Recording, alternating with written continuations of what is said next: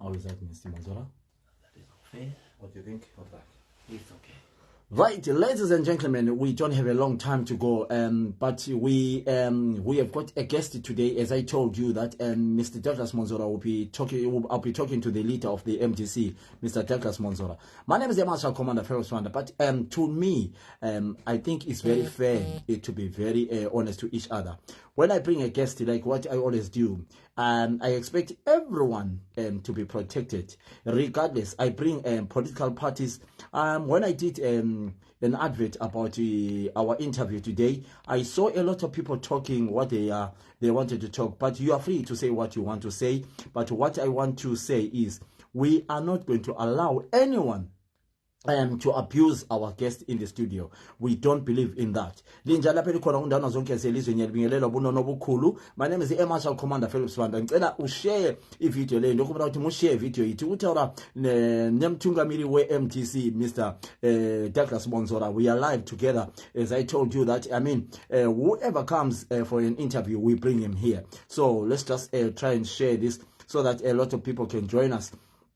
But you can share as well in other groups, so that if you want to ask questions, please, you are free to ask questions. But I will never allow someone who comes here and try to dictate and start insulting. I know that a lot of people have got problems with what is happening in Zimbabwe. So let's not take our anger to someone. Let's respect the guests, so that next time when I bring the leaders of ZANU-PF, the leaders of CCC, you know, we enjoy. So share the video, share. We'll start. I'll bring Mr. Mwonzora. 10 to 20, 30 lapana. I can see the number is going fast. So I can see the number is going fast. Let's make it 20. Then we continue there. I know by the end of the program, we are not going to take long. We are nearly 19, Mr. Mwonzora. As I told you that as soon as I bring you here, people will be dying to talk to you. Right, the number is already there. Right, we have got the leader of, as you can see, Mr. Mwonzora. I don't have much to say. Mr. Mwonzora, how are you? I am all right, Mr. Spanda. Thank you very much for inviting me. Yes. And I want to take this opportunity to greet all Zimbabweans, firstly based in the UK and based in all other countries in the world. And I wish them the best. Yes, I wish them the best. Let me sit here next to you so that I can maybe feel your perfume. All right, Mr. Mwonzora. First and foremost, guys, if you want to be added on the screen, we are going to add you. But do me a favor. We need to respect this gentleman. He is coming here. We invited him to travel all the way to Manchester for this interview. So please, when you have got issues, please, let's dwell very well. Mr. Mwonzora, you are the leader of the political party, a very big political party, MDC. But first and foremost, I want you to introduce yourself. Thank you very much. I am the president of the MDC, having been elected at the Extraordinary Congress of 2020. I was also elected at the Ordinary Congress of 2022. I was, until recently, the leader of the opposition in Parliament. I am a lawyer by profession. I am a father and I'm a husband. Thank you. Fantastic. Our number is growing very, very fast, as you can see. Right, first and foremost, Mr. Mwonzora. The election is just gone in Zimbabwe, but you pulled out of the election in Zimbabwe. Why did you pull out of the election? There were a number of reasons why we pulled out of this election. And I want to advise the listeners that this is the second time that the MDC has pulled out of a major election. The first time was in 2008, after during the presidential runoff election. There was a lot of bloodletting that happened. And we advised Morgan Tsvangirai to pull out of that election. In this election, we went to court to challenge the delimitation report, which was a very, very wrong report. And it was an instrument to rig the election.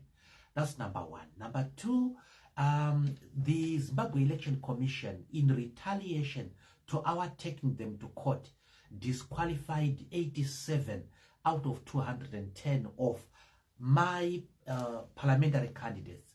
Then number three, we were given money by the European Union to train polling agents and to deploy them.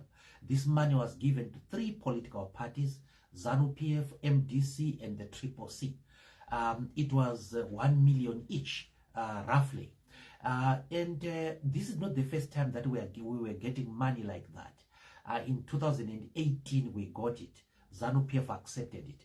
But unfortunately, with about a week to go to nomination, ZANU-PF wrote to the European Union to say they should take back their money. So we did not have the ability to field polling agents in the more than 11,000 polling stations, because ZANU-PF had just vetoed that. So I found myself without 87 of my electoral candidates, the highest number in the history of our country so far, and without the ability to field polling agents in all the polling stations because it had been affected. So it was very clear to us that a free and fair election was not going to come. That is why I pulled out of this election, and I did conduct my brother Nelson Chamisa also to suggest to him that we should pull out of this election en masse, because it is a farce, because it is a fraud. I was proven to be right. I was to be proven right by history, because the election is disputed fundamentally up to this time. Did you say you contacted Nelson Chamisa? Yes, I did. I did conduct Nelson Chamisa. I did conduct Sevia Kasukuere. I'm talking about the major opposition leaders that were there in that election, to say, let's all pull out of this election so that we convince the SADC and the African Union that there has not been any election in Zimbabwe.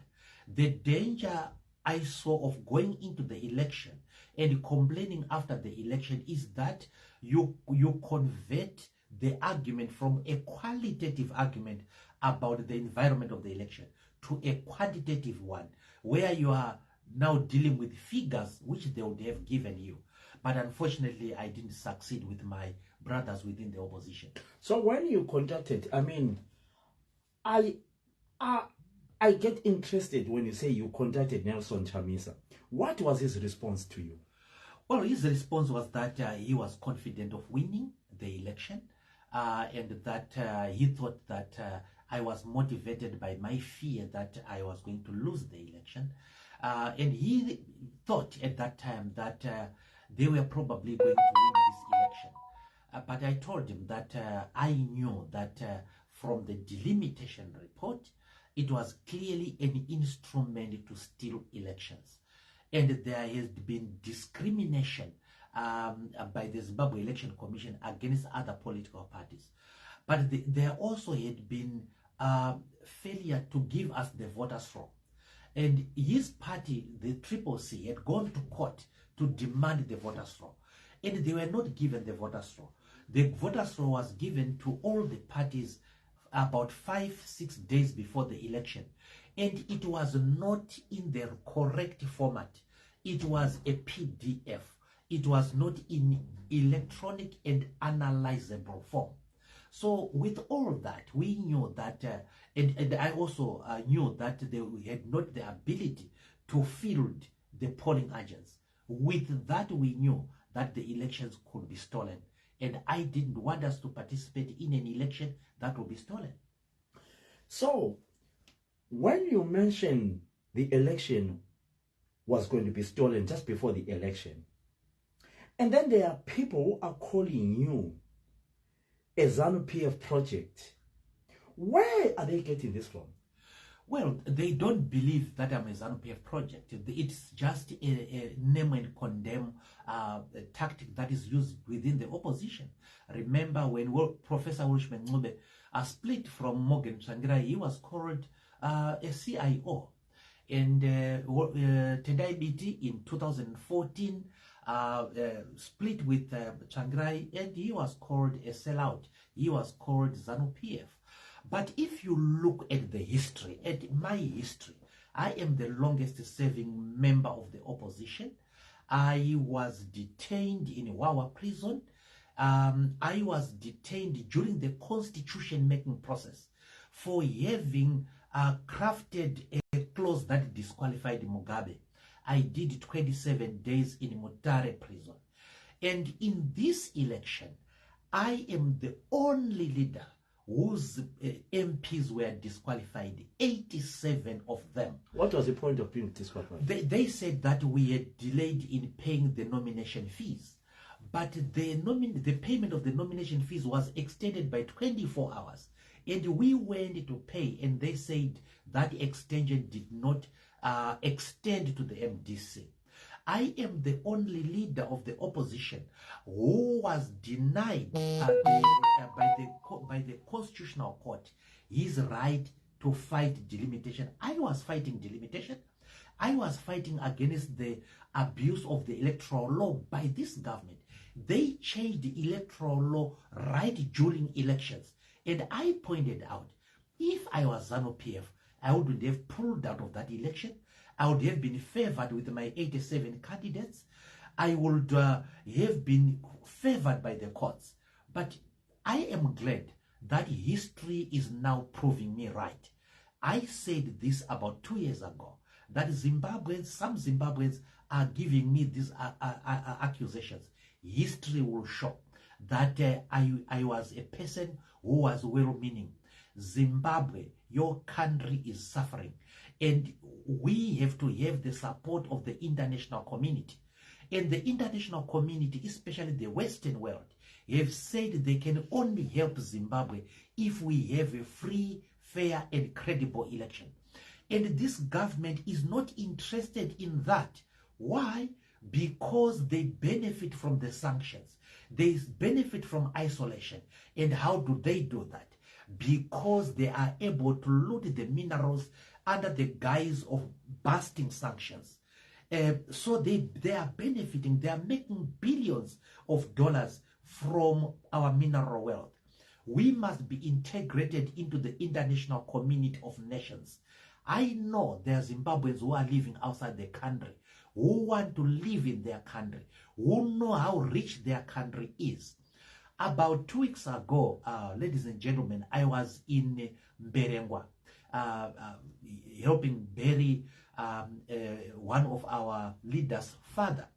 And I was able to see the exploitation that is taking place of our mineral wealth. Zimbabwe has an unfathomable deposit of lithium and emerald in the Sandawana in the Sandawana area. And that area is now all white. When I was driving to Mberengwa, I met 69 vehicles full of lithium in its raw form, which is just being taken away without any benefit to the local community. No construction of the road, no construction of a clinic, no construction of a school, no corporate social responsibility. The mineral wealth of our country is being plundered by a few with the help of their international friends. We must bring an end to this. Zimbabweans can go home and be able to live a better life than they are living. Remember, we now have platinum, we have gold, we have now discovered liquid natural gas in the Zambezi Valley, we have gas in Lupane, we have practically all minerals under the sun in our country. So, to be honest enough, I think the way you are putting it, I'll assume that this accusation it affects you so much. Well, it is not fair to be falsely accused, that's for sure.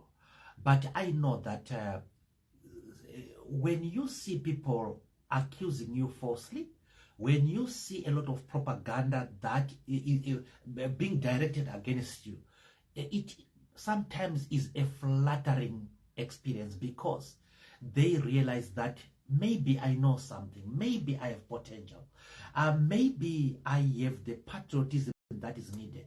Maybe those who are making these accusations are the people who are sanitizing this government.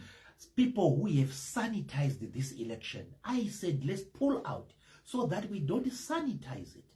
And you saw what happened is that some people went to parliament, of course. People won in parliament. And as soon as they got into that parliament, ZANU-PF came in full force against them.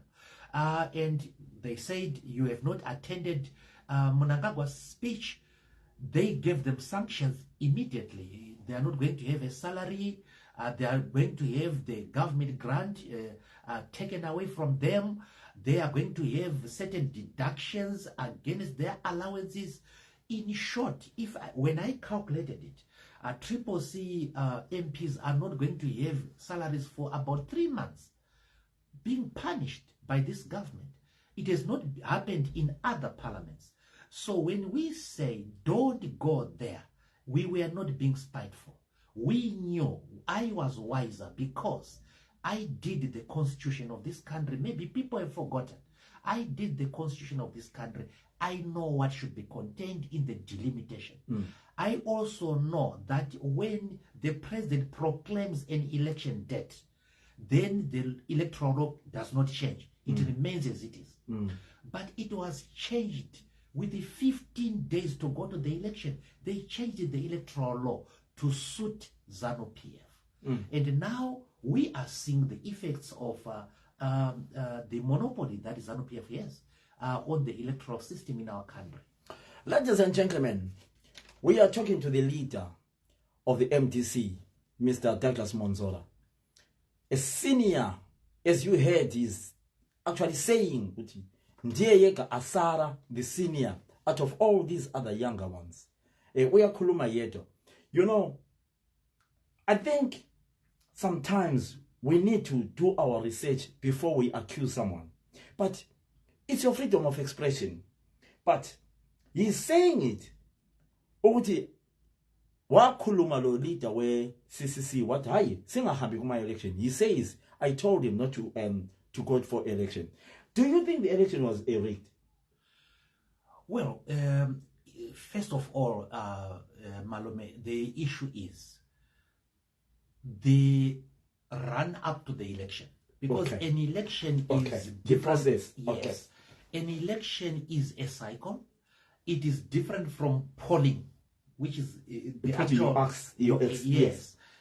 It deals with it starts with the voter registration. Yes. It deals with delimitation, and then it deals with the electoral laws of that time. Before you go to the you even cast a vote. Those aspects were wrong. They do not give rise to a free and fair election, and the MDC pulled out of it. Just hold on, Mr. Tembo. I would like you to withdraw the statement of insulting, please. I will never allow insult. It will never happen. Just enjoy and say your comments without insulting. I kindly ask you to withdraw the word you have just used. Thank you. Continue, Mr. Mwonzora. Yes. What I was saying is that during the election, during the run-up to the election, the conditions were not conducive in a fundamental way. You had a delimitation that did not consider population. So you don't know how many people are in Keta, and you are demarcating it. How do you then know whether you are demarcating in a correct way or not? Number two, the Constitution says you must not have more than 20% more registered voters in a constituency than in others. The constituencies must have almost the same. And we have constituencies which are different by more than 20%. The delimitation report was wrong. And because the delimitation report was wrong, you cannot have a free and fair election. Now, other political parties braved it out and went to the election. They did not have enough polling agents, and therefore they did not have information regarding how many people voted at which polling station. Yeah. And therefore it was going to be impossible to challenge in the court. The moment you go into an election, you can only challenge the result in two ways. Number one, you go to court and prove that the election was stolen. You can only prove that using figures. But if you do not have polling agents in certain polling stations, you can't dispute the figures there. You take the figures that you are given. The other one is where you can demonstrate that the person who has won did not have 50% plus one votes. And this has to be proven by the Zimbabwe Election Commission. And this did not happen in this election. Therefore, it is very difficult to say the results are incorrect. But we can, because we were no longer involved, but we can tell you that the election was not free and fair. The election was not credible. Thank you. That we can say. Mr. Mwonzora, tell us about this thing, ZEC. I can't remember when I did my last election in Zimbabwe. ZEC. A lot of people, they say this ZEC thing. You tell us, what is this ZEC thing? ZEC is made up of 3 layers. 3 layers. There is the commission. The commission is made up of commissioners, I think there are about 7, 8, below 10 commissioners, who are headed by the chairperson, in this case, Justice Chigumba. And this is like the board of ZEC, if it was a private company. Thank you. And these people are selected through interviews, public interviews, by parliament. So we interviewed these people. I was involved in some of them. CC President Chamisa was actually involved in the interview of Justice Chigumba when he was in parliament. So they are then interviewed publicly.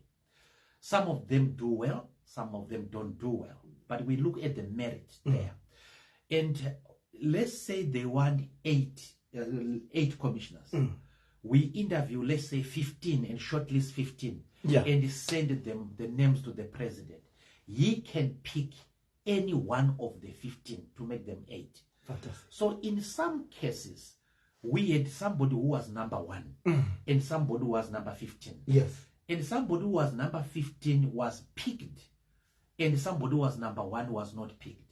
And I felt that was wrong. Who was number 1? Well, I can't tell the names to you. Oh, okay. Because to be unfair to the candidate. But the person who was number 15 was then picked ahead of the person who was number 1. Both of them were women. If somebody was a woman and they picked it was a man and they picked a woman, one would argue that this is advancement of gender. But these were both women. But one was politically connected, the other one was not politically connected, and I feel that is wrong. So that's ZEC Who appoints the ZEC? Who appoints those people in under ZEC? Then there is the secretariat. Yeah. The secretariat is then employed by the commission, but we have seen people who are from the army, people who are from the CIO making it into the secretariat of ZEC. Right now, the chief elections officer, Mr. Slaigwana, is a member of the Zimbabwe National Army. Well, he will tell you that he is no longer an active member, but he's a member nevertheless. Then under the secretariat of ZEC, you have the subcommittees, like the logistics subcommittee, the accreditation subcommittee. These subcommittees are made up of people from Foreign Affairs Ministry, from the President's Office, from the Minister of Justice, from the Minister of Home Affairs, in short, from the executive. Therefore, it is not independent. Thank you. No, you have answered it all. You have answered it all. Guys, we are not staying here long, but, you know, when we see these leaders, we have to take a chance and get an advantage of Mr. Mwonzora.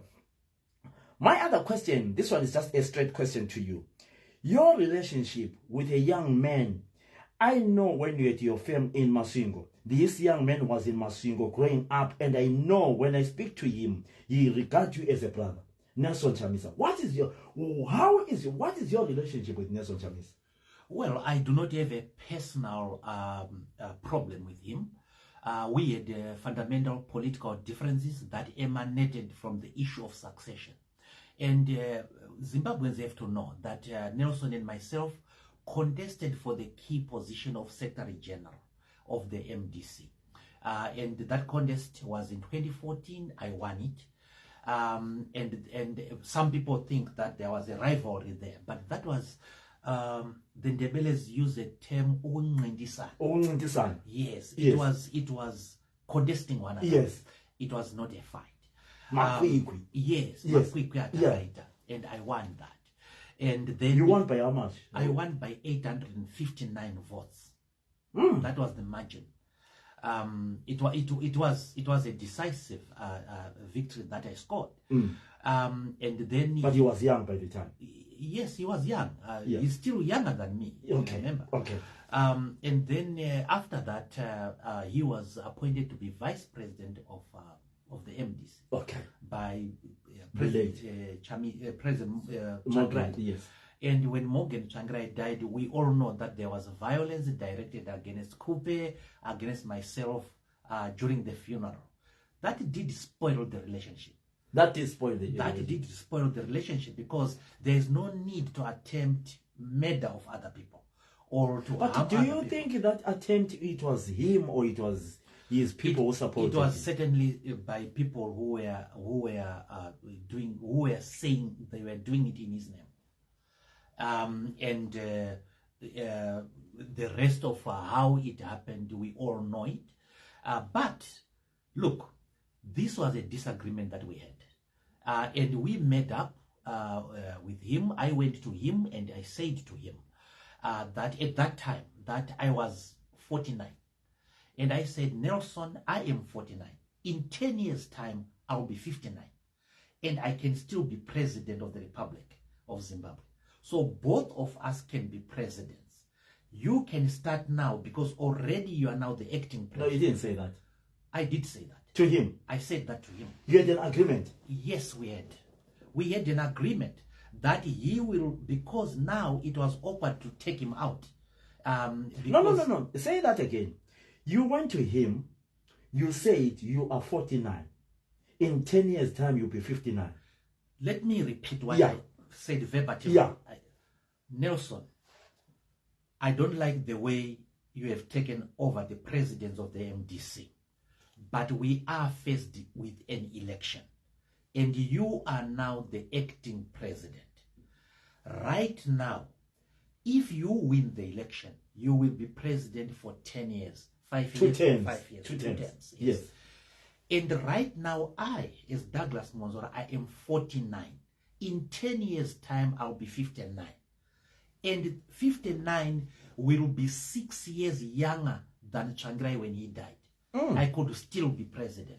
So both of us can be presidents. We don't have to stand in each other's way. So I'm not going to stand in your way. I am going to support you for presidents in 2018, provided, number one, I run for Senate for Manicaland. Number two, you don't affect my position in the 10 years of Secretary General. ST. I will remain the Secretary General. And if you win as president, I am the Minister of Foreign Affairs. Is that what you agreed on? Yes, that's what we agreed on. Continue. And then after the election, I saw that he did not meet his promise, and I was subjected to a lot of abuse within the party.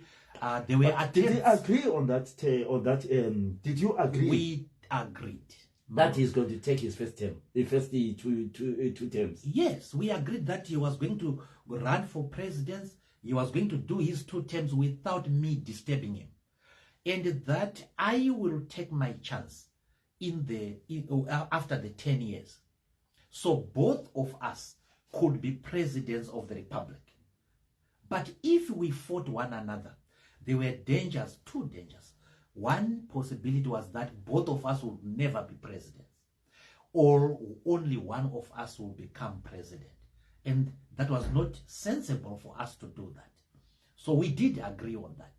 And then after the election, there were attempts to remove me from parliament. People talk about these recalls.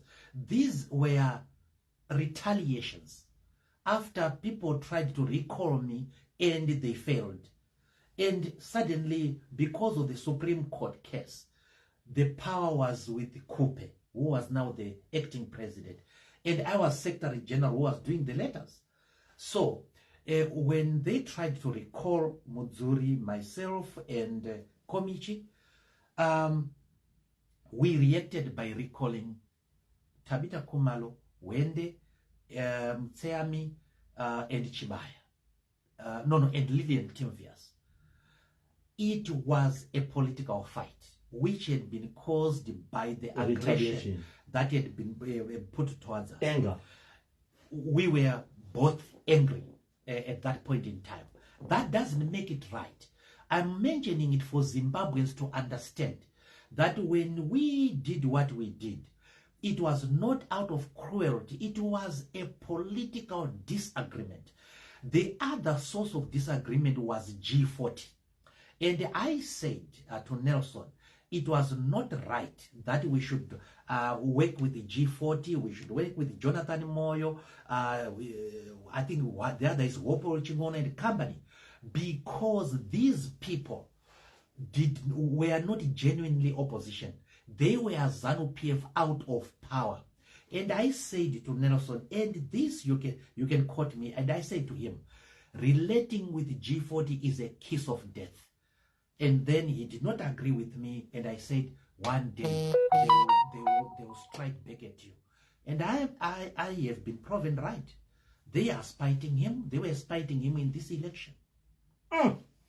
Ladies and gentlemen, I want you to listen to that on our replay. What Nelson, the leader of MDC is saying, that they had an agreement in 2018, agreement of both of them to become presidents.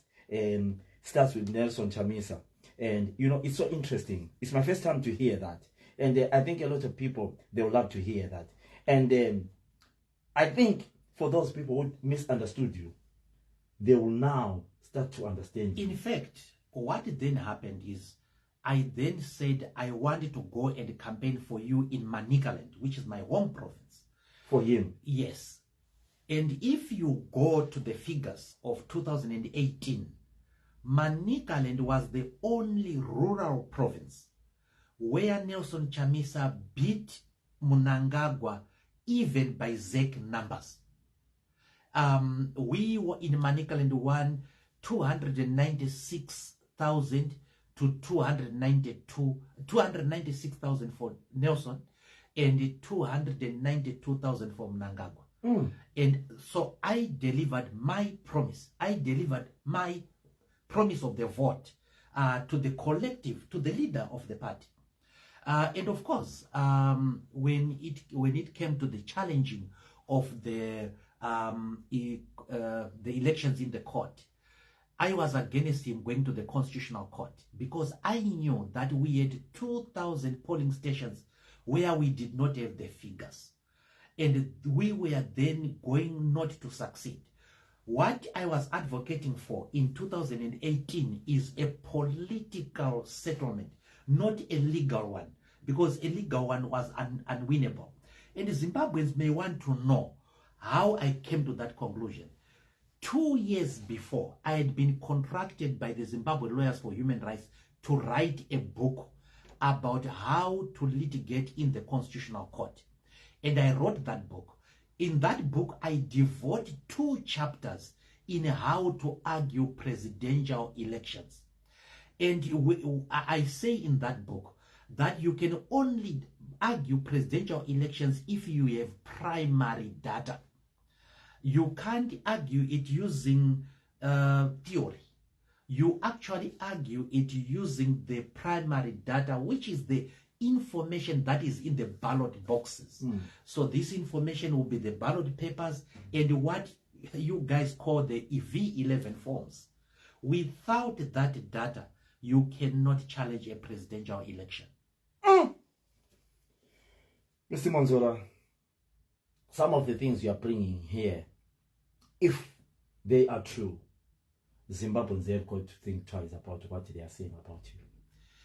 I have gone to the extent of writing a book, and this book is going to come out.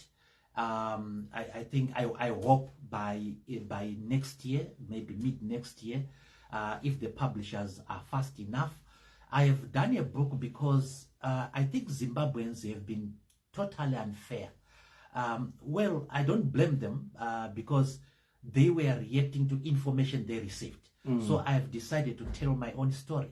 And I'm coming here. Am I the first one to hear the story? Well, on public, yes. On the public forum, yes, you are the first one. But privately, I have said this information to quite a number of people. And Nelson Chamisa knows this? Yes. We were too. We were the ones discussing in his office, which I'm now occupying as president. No, I don't want to keep you on Mr. Mwonzora. It's so sad. And I honestly wish I honestly wish one day Philip Swanda, your uncle, and Nelson Chamisa can sit down. And people of Zimbabwe are suffering, Douglas, Mr. Mwonzora. Zimbabwean people, you tell us, how much are they suffering? People are suffering, Malume. I was saying to a friend today that my children, my biological children, yes, all of them are now out of school. Yes. Some are working now, but I am paying school fees for 10 people. Now, adopted. No, these are kids. Yeah, well, without any help from others. Yes, some of them from my relatives. Yes. But so Zimbabweans don't have access to education. They are suffering to get kids to school. And if they manage to pay the school fees, the children are going hungry.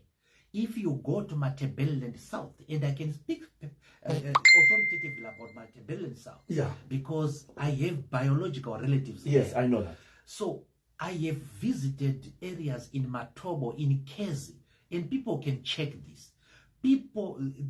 School children were fainting because of hunger in the schools. Just hold on. Zimbabweans are suffering. Just hold on.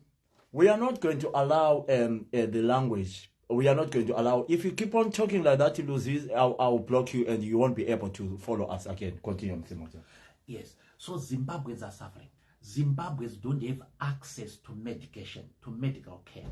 They go to hospital, in public hospital, Mpilo, Parenyatwa, and Gomo Hospital, in Harare Hospital. And they are told to buy their own Panadol.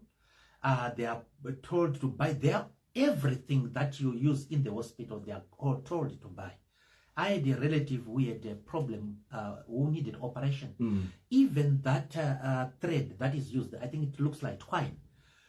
I had to buy it. I had to buy the medicine for anesthesia because he had to be operated. I had to buy the bandages. I had to buy the cotton.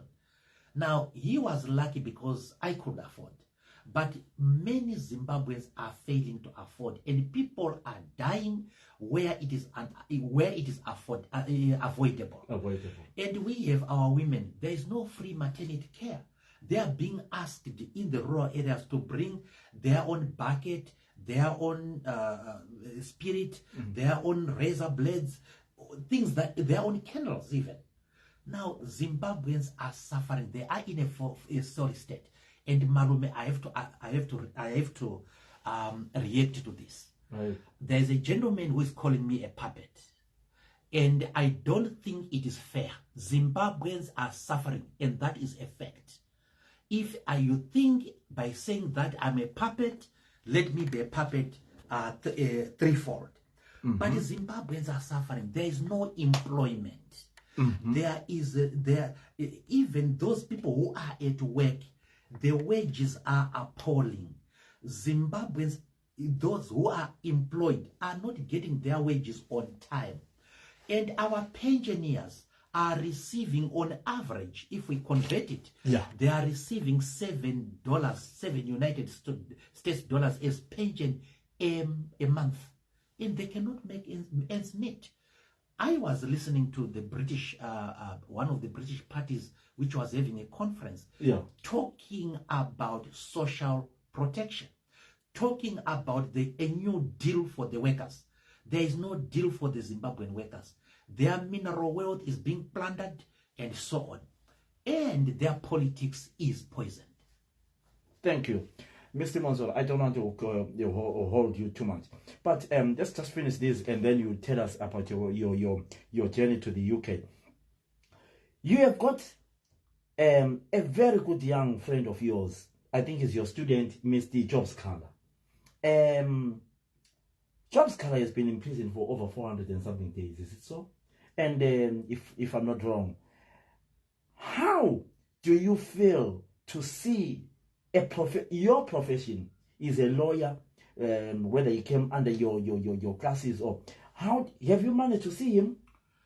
Well, let me say that Job Scholar is more than just a former student of mine. Yes, because when I was teaching at the university, he was one of my students. Yes, and a very likable student. Yeah. Before his detention, he was working for my law firm, Mwonzora and Associates. Job Scholar works for Mwonzora and Associates. And of course, at that point in time, he had these affiliations with the Triple C. I was president of the MDC, and I was very much concerned about the failure by people to get Job Scholar out. People were making thousands of United States dollars through Job Scholar's case, and I felt that the lawyers were not doing a good job for him. And I went to him in Chikurubi prison to say, Job, I want to assist you. And I was able to converse with him. But no sooner had I got out than we began to see a total media onslaught on me to keep my hands off Job Scholar, to say that Job Scholar did not want my services. And some of the lawyers, some of the organizations that pay lawyers, actually said to one of the lawyers that, to Job Scholar, sorry, that if he enlisted my services, they were not going to assist him financially. Now, we now know that, and it is in the public domain there, that people have looted his defense fund, thousands of dollars, and his family is suffering. And it pains me a lot, because this is a young man who is well-meaning. He has certain qualities that many people don't have. He has courage, and he was incarcerated while doing something right. A lady had been murdered in cold blood, and he felt it is his duty to defend the defenseless, and his cause is right. So Job Scholar has to be released. And we don't have to politicize the Job Scholar's issue now within the opposition. I gave my colleagues within the opposition who were claiming ownership of Job Scholar, okay, get him out. And they have not gotten him out. And I had offered that I knew how to get him out. And I was going to do anything to get him out, because he is more useful when he is free than when he is incarcerated. And I read somewhere that he was not feeling well because I think problems of blood pressure or something like that. But an intelligent person like him will not do well under confinement. So I want Job Scholar out. I think we should unite to get Job Scholar out. We must forget our political differences. We must not cheaply politic over the fate of this young person. And I was not happy when his son was not given the right to represent him as a member of parliament. Yeah, there were rumors that his son was, he was supposed to be. What happened to that? He was not allowed. By the leadership? Yes, he was not allowed. But do you think if you had a chance of trying to get him out, you were going to get him out? Yes, I was going to get him out. You think so? Yes, I know so. Is it late? Well, he did send a message, Job, through someone. He's an MP now. I don't want to jeopardize to you. A message to you. He sent a message to me requesting that I should assist him, and it came through third party. A third party. Yes. And I said to that third party, I want it in writing. Yes. So that we don't have this. Yeah. Yes. No. That one is past. Right. Yeah, Job Scholar is gone. So you have come to the UK now. Let's see if we can. Okay. Before you come to the UK, this calling of my CCC members again, you know, it something which, you know, when I was growing up, I didn't hear with my Zapu. What's this calling thing now? It's not calling, it's a recalling. It's recalling. It's called recalling. Recalling. Yes, what has happened in the Triple C? Unfortunately, it happened when I was already here in the UK. Yeah. And I was reading it on the internet, just like many people here. Yes, yes. And I saw that a gentleman called Sengezo Chabangu, Yeah, Chabangu. had written to recall. Yes. And I should say about these Triple C recalls, they are the fastest recalls in the history of Zimbabwe. In the sense that, take the case of Prince Dubeko Sibanda, for example. He was sworn in, and after taking oath, they read his name that he had been recalled. It has never happened. It has never happened that people are recalled even before they earn the first salary. So this is the first of its kind. And this is the first time you are seeing MPs recalled in that period of time and in those numbers. So I've read that 15 were recalled. We never had that number at one point in time, especially within the period I'm talking about. This is the first in history. And I have read today that the senators have been recalled. Some senators, 9 of them have been recalled. On top of the 15? Yes, that's what I saw. What that would mean, if the figures are correct, if the reports are correct, we have 15 plus 9 MPs, 24 MPs. It is a massacre. Then it's a by-election. Well, if they are proportional representation, it's not a by-election. The party just replaces.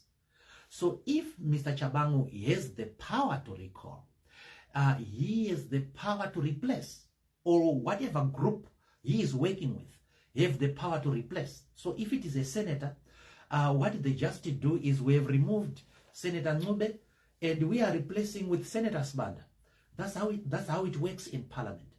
But what doesn't make sense to me, and I say this with the greatest of respect to the leadership of the Triple C. Yeah.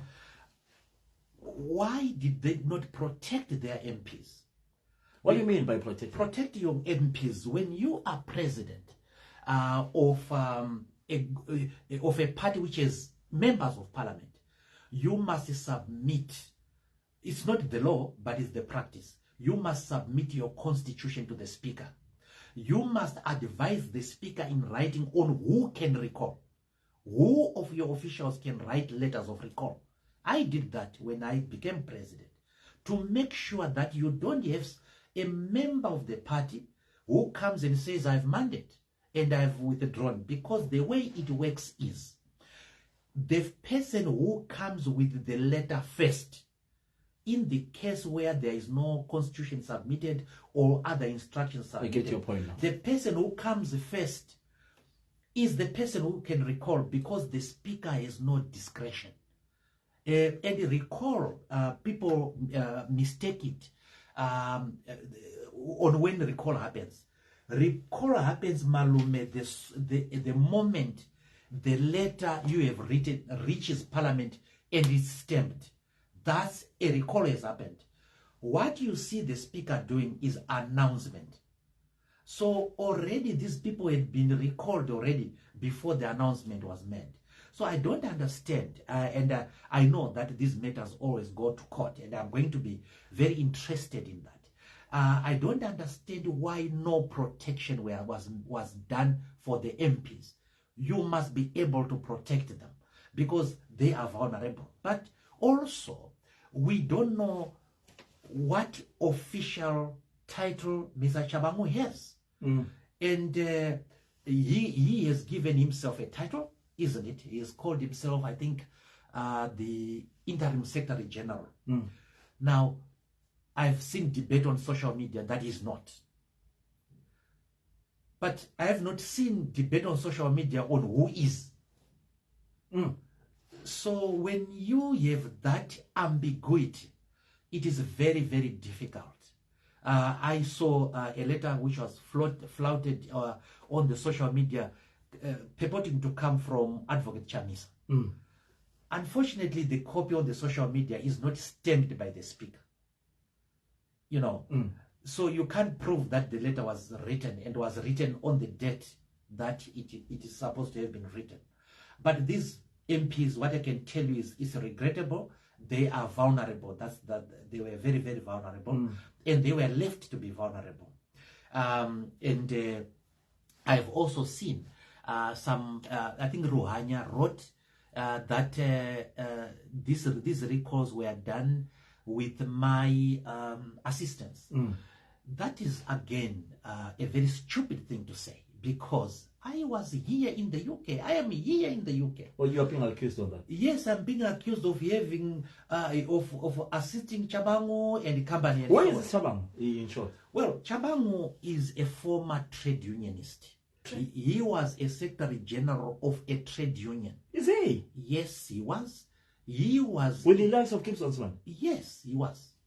He was a secretary general of a trade union. I know that because I was a trade union lawyer. I was the lawyer for the Zimbabwe Congress of Trade Unions. And he was in the MDC, and he moved out with the Tendai Biti to form the PDP. And when they were brought back at the Gweru Congress of 2019, Chabango came back with the Tendai Biti and so on. He is a member of the Triple C, that admits of no doubt. Whether they are in agreement with him or not, I don't know. But he is a person we all know. He was a Secretary General of a trade union. That I'm very sure of. Now, ladies and gentlemen, I'm not going to stay here long. Right now, I'm coming to what's next for MDC now? You pulled out of the election, but I think you are preparing for the 2028. What's next now? Well, Malome, the MDC has since moved on. That's why we are annoyed by these accusations that we have anything to do with what is happening in a sister party. Our job is not to destabilize our sister parties, but our job is to move on. We are preparing for 2028 elections in a serious way. We have started a program we call the 3R program. And this is reset, reset, restart, and recover all. And what we are doing as a party is we are going back to the basics, to the grassroots. We are in the process of building our structures, the ward and the branch structures. We have a period in which we are going to do that. That's number one. We are sorting out our information department, our propaganda department, and so on. We are doing that. We are investing in that. And we are rebranding ourselves as a party. And I am rebranding myself as a leader of the party, hopefully as a presidential candidate of 2028. And in that score, what we are doing is we are resuscitating the relationships that we have had with other political parties internationally and so on, and mostly with the social democratic parties. So the Labour Party in Britain is a social democratic party, and it has got roots from the working class. Yeah, working class, trade union. Yes, and we have had a historic relationship with that party. So they invited us to their annual congress. Labour Party invited you here? Yes, they invited us in writing to their, and I can share that with you in case people are doubting. Yeah. Because I saw some people who are doubting that. Yeah. They invited us to Liverpool as a sister party. They call us sister parties. Yeah. They invited us together with other parties from Africa, parties from Morocco, and so on, to witness their annual conference. And this is an important annual conference for them because it is coming before their crucial elections. And they are, according to what we saw, they are likely to win. So we came here in solidarity with the Labour Party to learn what they were doing, to also learn about the policies that they were preparing for the British people, and to learn also about how they did their politics.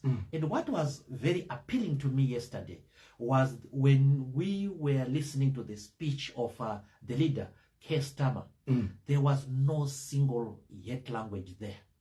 and it was issue based.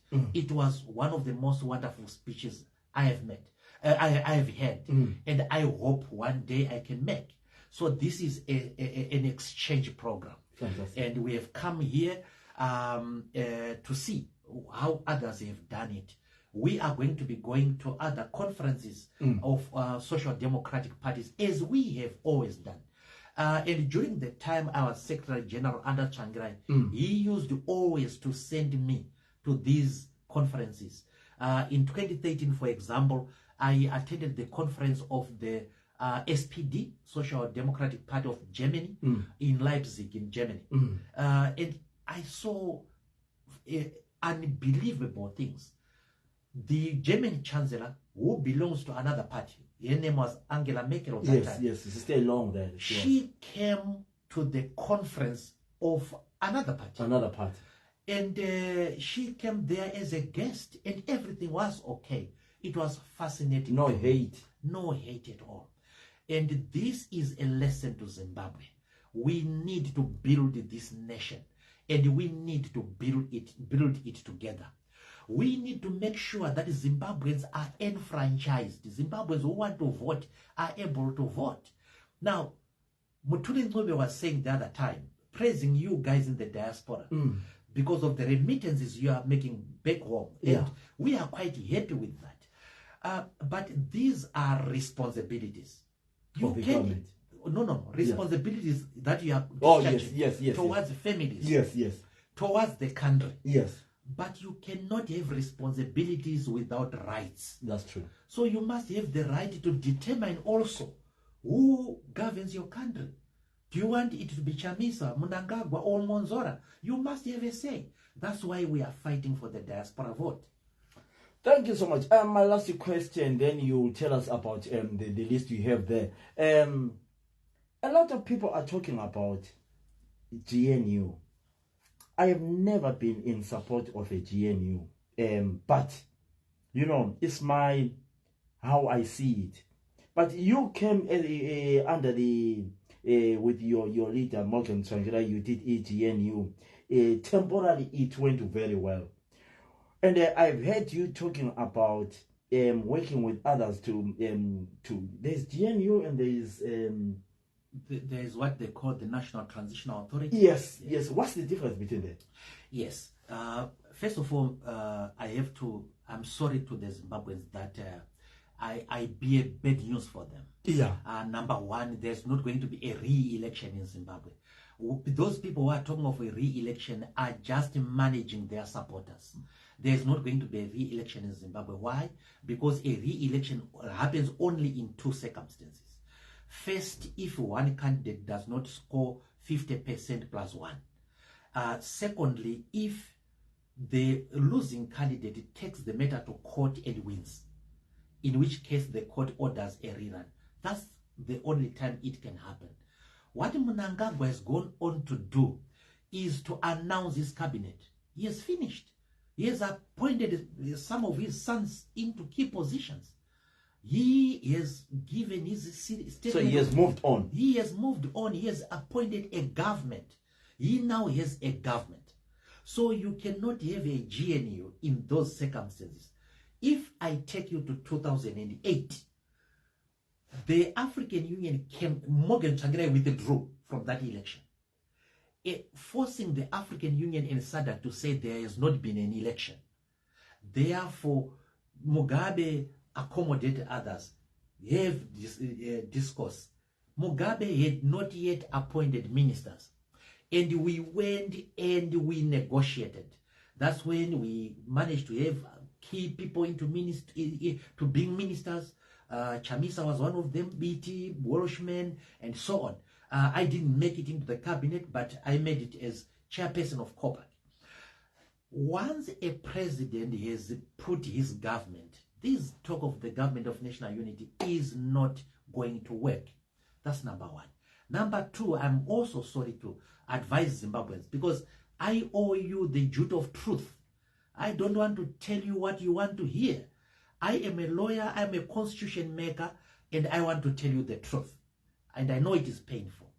There is what is called the National Transitional Authority that they are talking about. A National Transitional Authority is where you say, okay, everyone who is in the people who are fighting, like Triple C, FDC, ZANU-PF, out.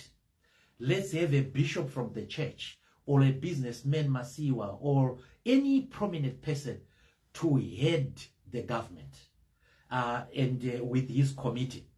That government is called an authority. An authority, a yes. National Transitional Authority. Now, the National Transitional Authority proposition in Zimbabwe will not work because of 4 reasons. Number 1, it is not provided for in our constitution.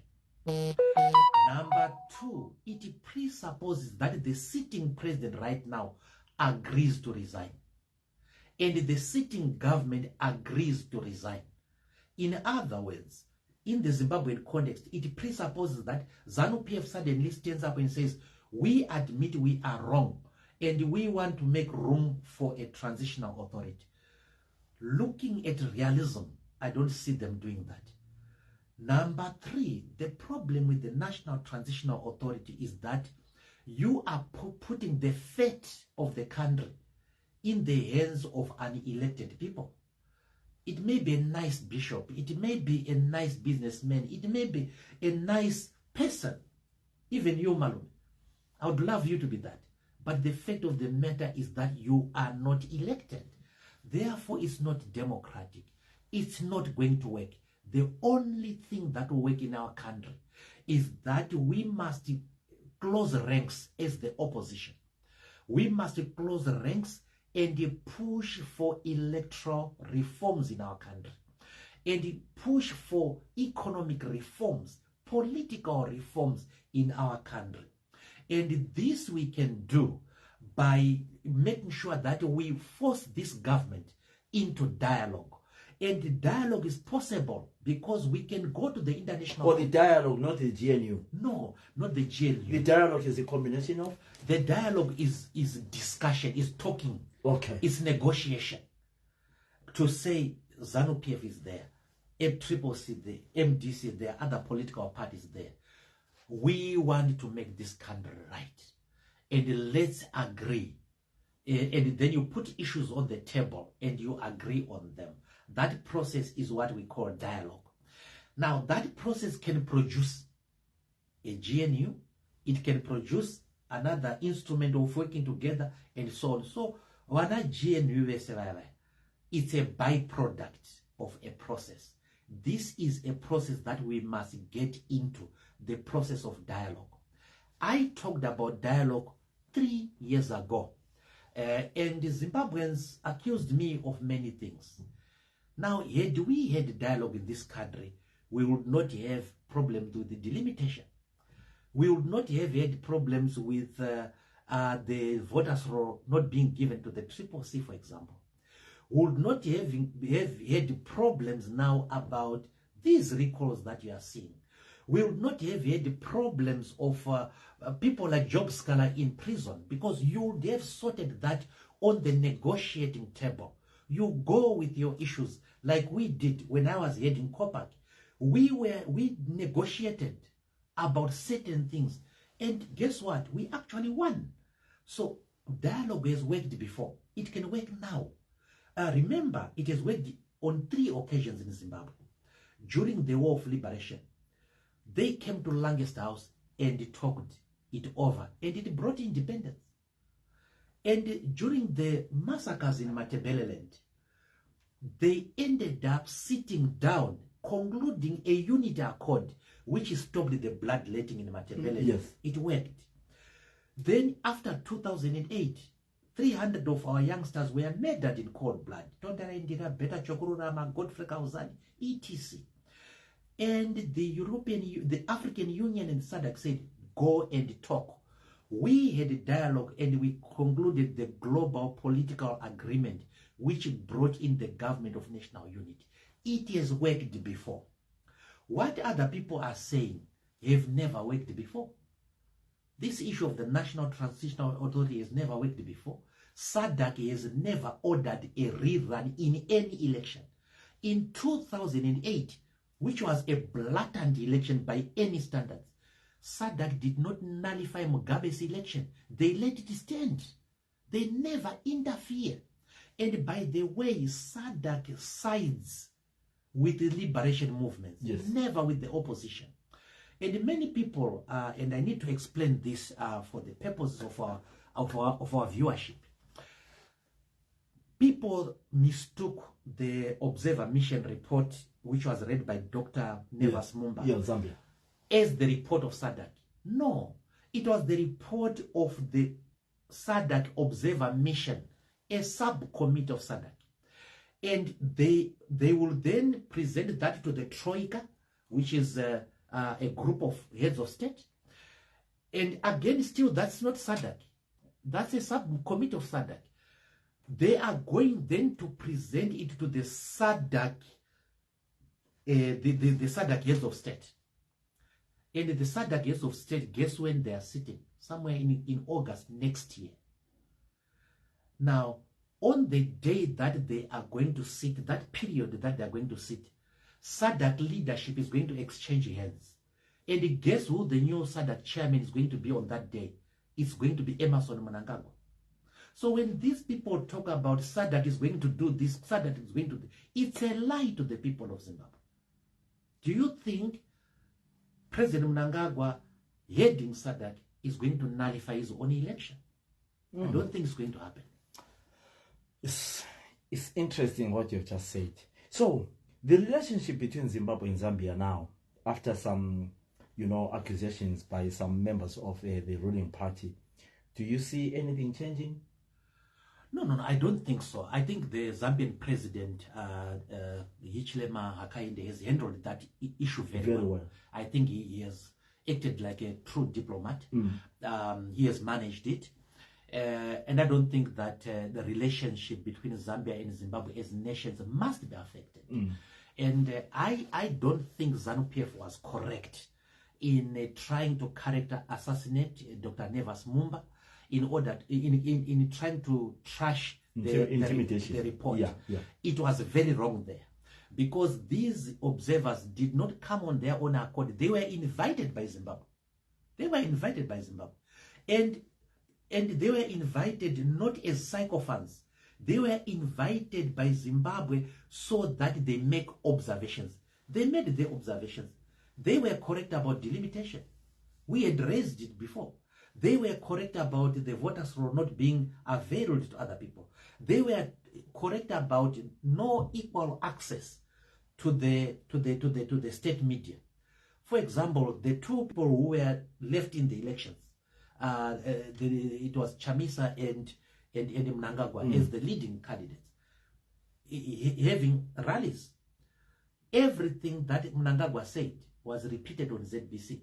Nothing that Chamisa said was recorded anywhere in the state media, you see. So the SADC observers noticed that and wrote it in their report.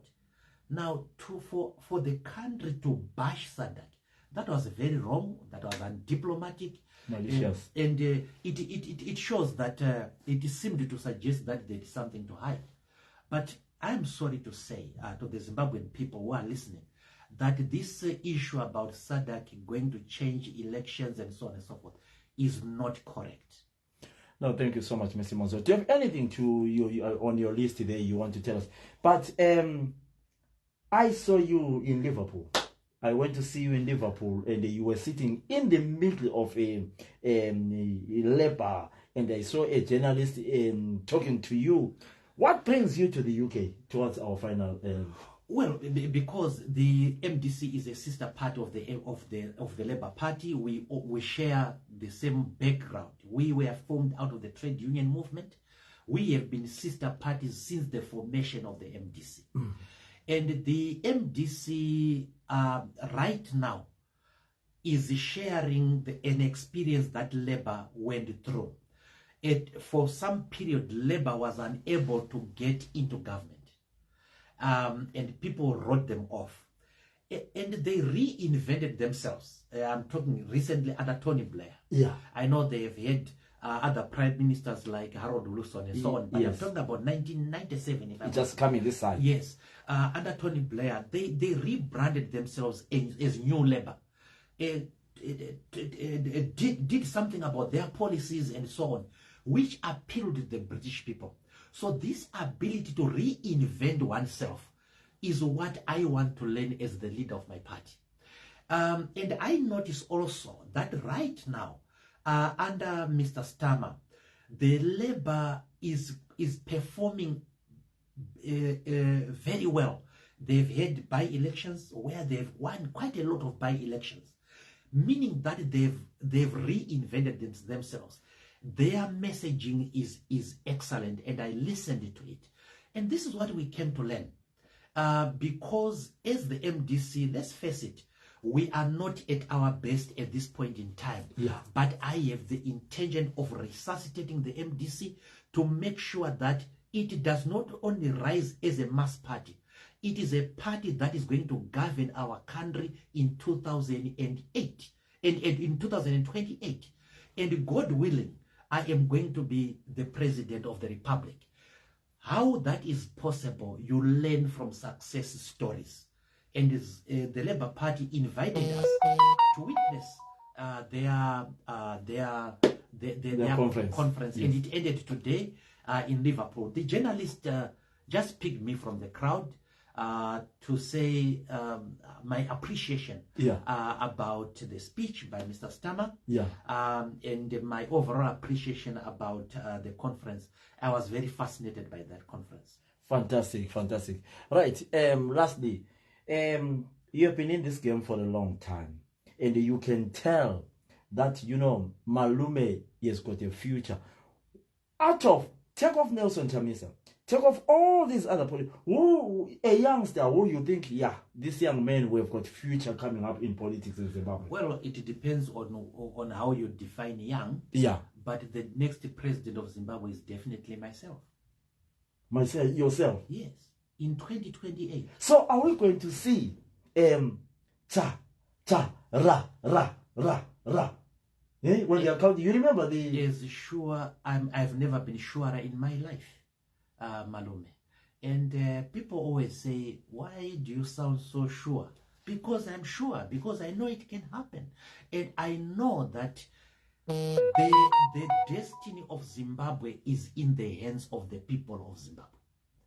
And I know that where you put your mind to it, and you are genuine about it, and you do the correct things through learning from others, you will get there. My coming here to Britain is to study. And I am a good student, and I have studied. And my team is going to come here also to come to their offices to see in various departments how they run their things. Especially when they are going to elections, I would want to second my information team, my social media team to come here and learn. And after that, you will see what will happen. And by the way, there is a very interesting phenomenon in Zimbabwe.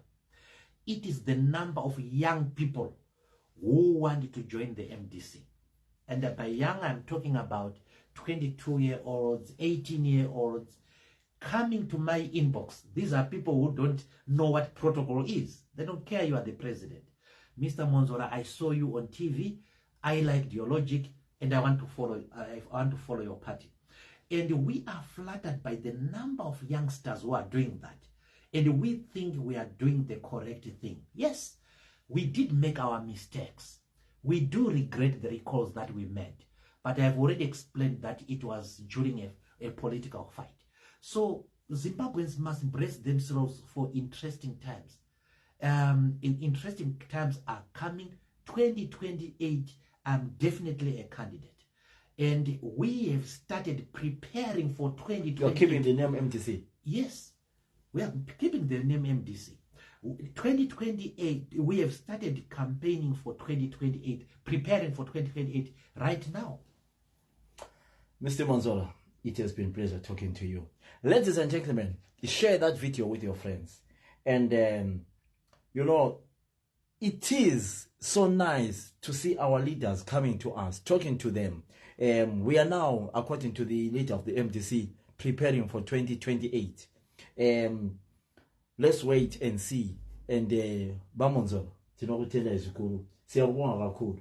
Ngiyabonga malume. And it's my hope that Zimbabweans here in the United Kingdom are going to get a good deal from what the Labour people are promising, a new deal for the workers and so on. But it is our country together. And we need to build our country together. And you are an unfathomable part of the equation there. And I want to thank on behalf of all Zimbabweans back at home, all the families back at home. I want to thank you for the support that you are giving to us. And by the way, Malume, I want to share a good experience today. Yeah. I have a young sister who is working in Liverpool. Her name is Alice. And today, when she learned that I was around, she took an off and bought me some goodies. Oh. It was quite a big gesture from her. We acknowledge that. We acknowledge that. Thank you so much. Right. Chikafu Ndofarati, what do I like? Chikafu Ndosgati, what do I like? Me as Douglas. Yeah.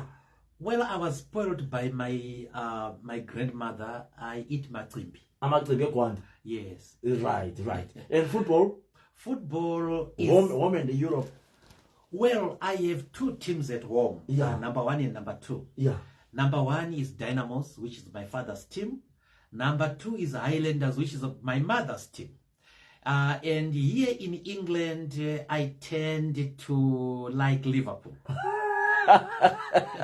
You owe me, Jezreel. No, ladies and gentlemen, thank you so much. That was the leader of MTC, Mr. Douglas Mwonzora. Thank you so much. Mwonzora, it has been a pleasure talking to you. Even though but thank you so much. I see about guys. Share the video with your friends. Let's meet on the other side. My name is Yamachal Commander. Good night. Bye bye.